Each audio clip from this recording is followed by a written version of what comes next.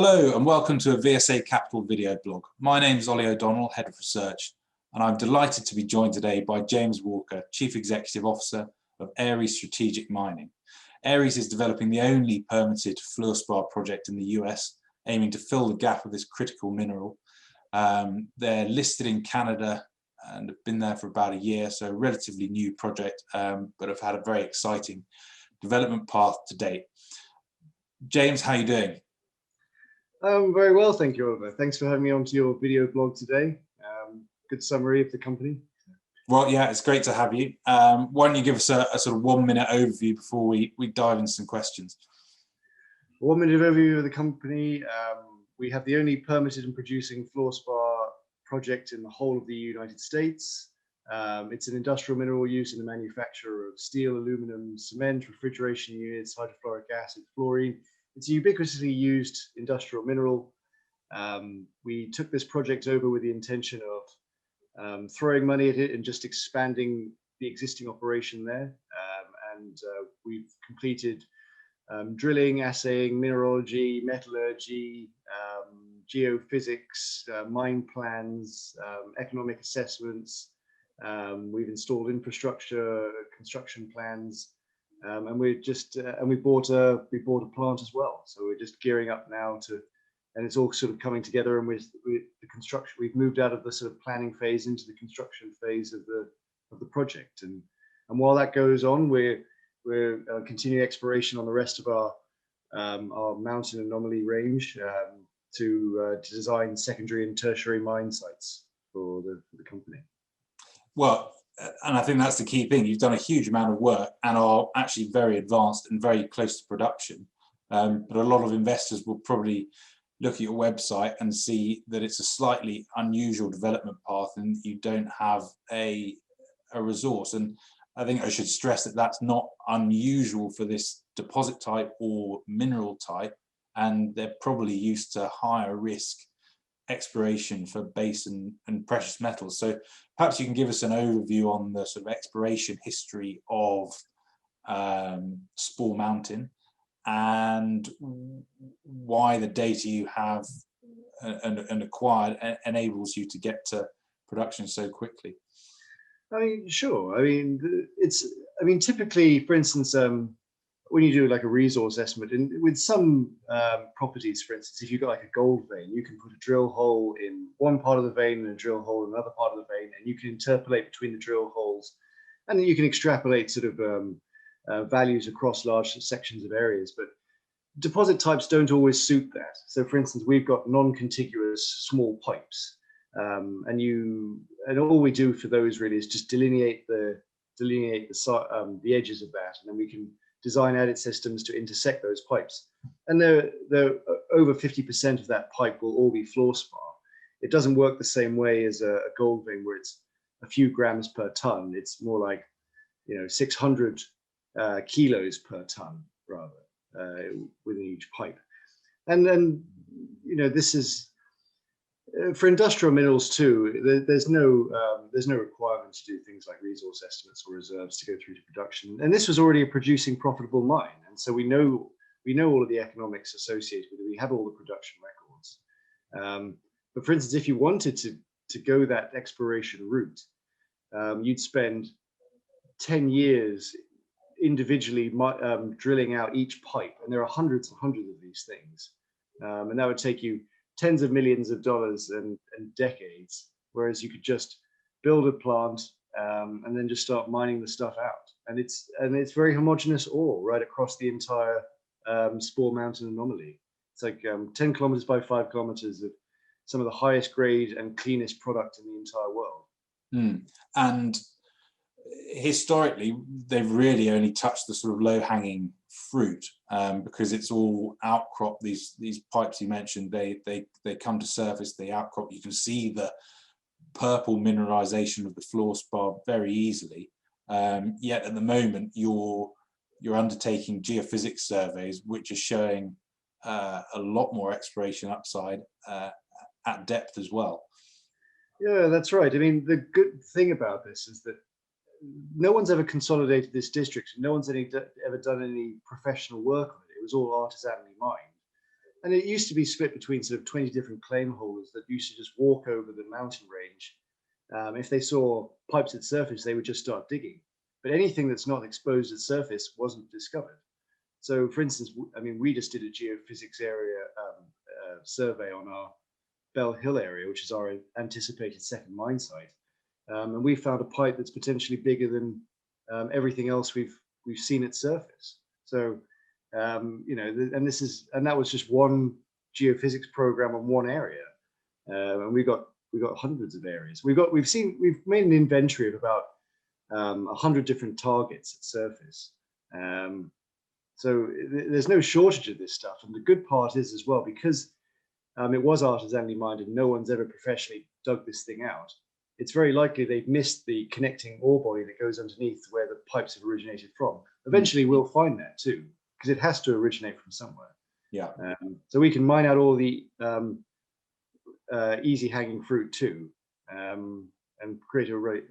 And the other good part is that the margin on this is incredibly good, because even the independent engineering assessment said that we're looking at about $146 to produce a ton of acid spar, which is the high grade product, and that's retailing at the moment for over $600 in Utah. So yeah, the profit margin is good. There's lots of this stuff. You don't need a complicated operation like you would do for a conventional mining operation. It's just digging it up, putting it into a crusher circuit and a flotation system, which is clean technology, and then you've got your product. Very, very simple.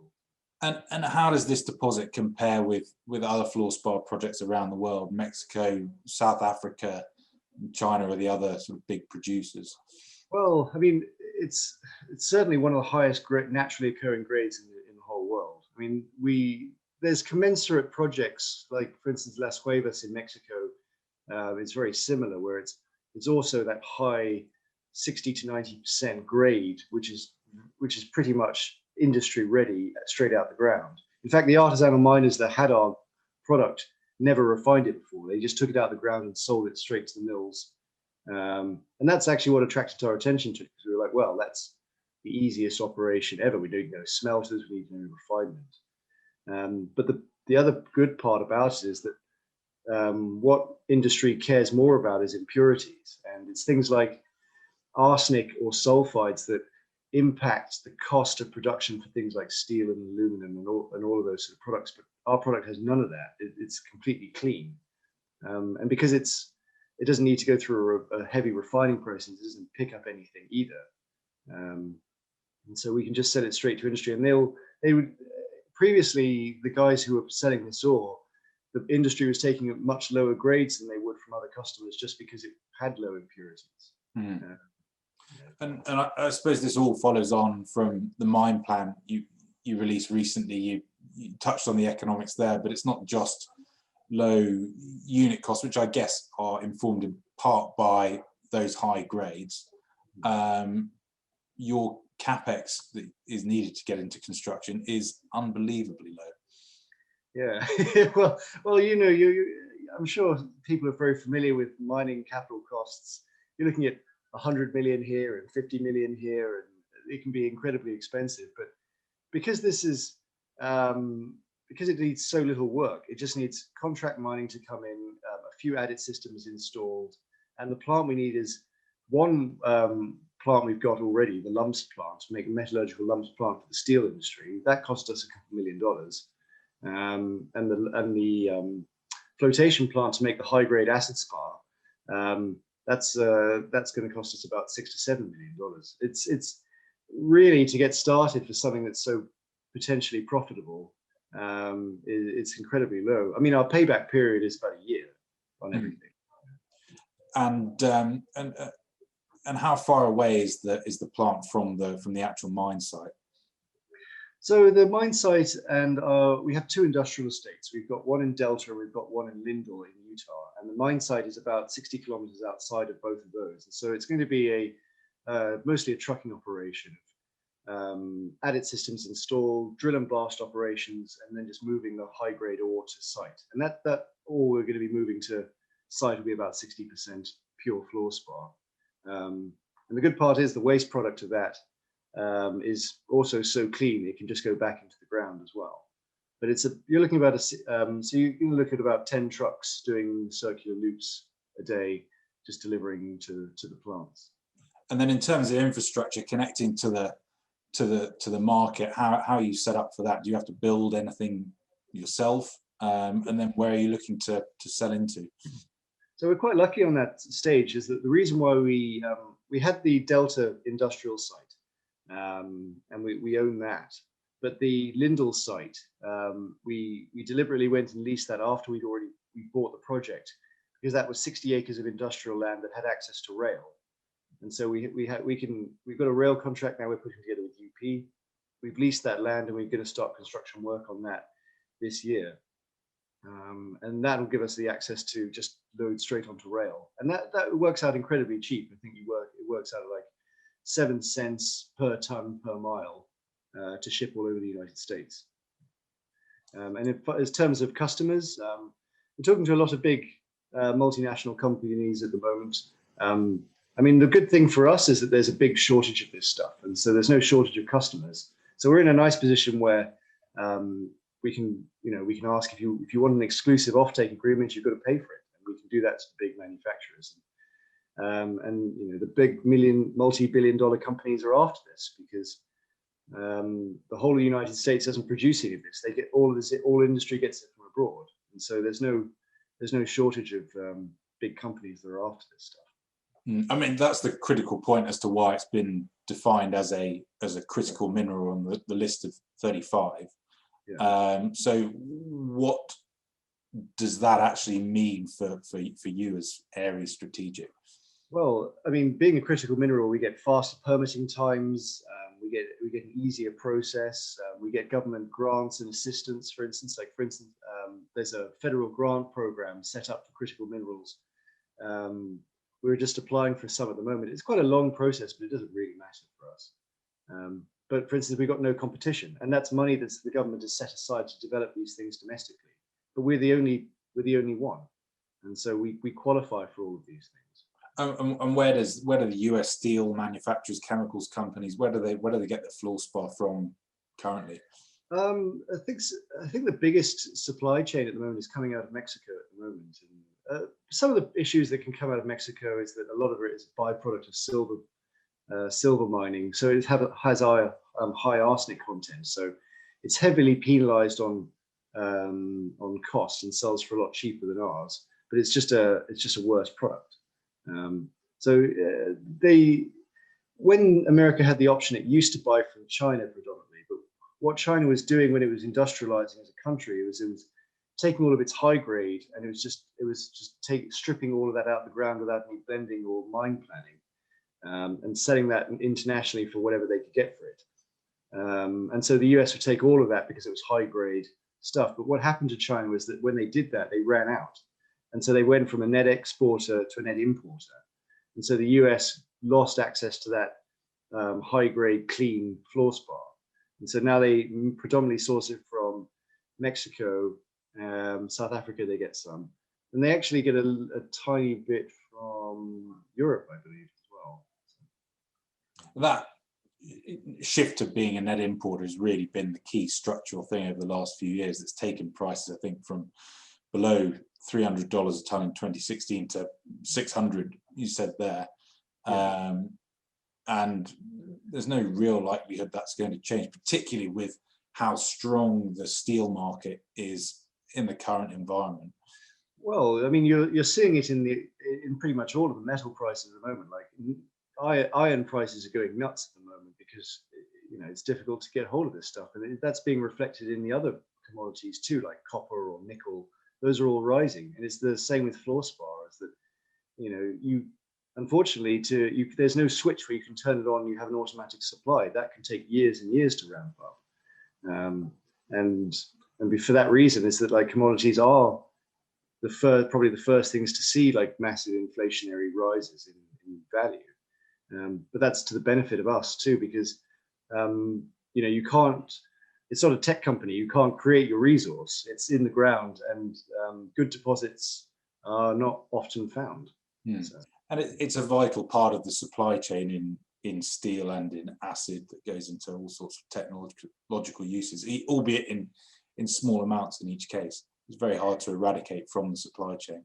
Well, that's right. I mean, it has very interesting properties. Like I think the one most people will be familiar with is like, oh, if you have a smartphone, if you ever run your finger down your phone and wonder why you don't get the streaks on your phone like you get on glass, it's because of the fluorspar content in your screen. And so, you know, you've got properties like that, and they're incredibly useful in industry. Like a lithium-ion battery, it's very useful to stop corrosion occurring within the battery if you've got fluorspar on the cathode and things like that to stop the degradation. You can't get around it. If you want to make more lithium, if you want to make more electric cars, you've got to have more fluorspar. If you want to make more steel, you've got to have more fluorspar. And there's no substitutes for a lot of these in this case. Well, I mean, that's a great way to summarize the market. Why don't you just give us a quick overview to finish of your sort of milestones for the next 12 months and your sort of funding plans? Well, in terms of the next 12 months, we've already bought a lumps plant. It has been slow getting here, but we're starting construction this month on the Delta site, for anticipating that to be delivered and installed. That we can have going within Q3 this year, and we'll be producing metallurgical lumps, and that will go to the steel industries and those sort of customers. And we've got customers already lined up for them too. The Lindell site, which is going to be for our acid spar operation, which is the high grade fluorspar. We're starting construction on that in Q4 this year, with and installing, and then as soon as that work gets done, we'll install a flotation plant, and that'll supply by rail the hydrofluoric acid producers, the fluorine producers, the aluminum producers, or aluminium back in the UK producers. Yeah. So yeah, over the next 12 months, it should all be go. Brilliant. Well, James, thanks very much for your time. It's been great to talk to you and hear about Area Strategic. Thanks very much. No problem. Thank you very much, Oliver.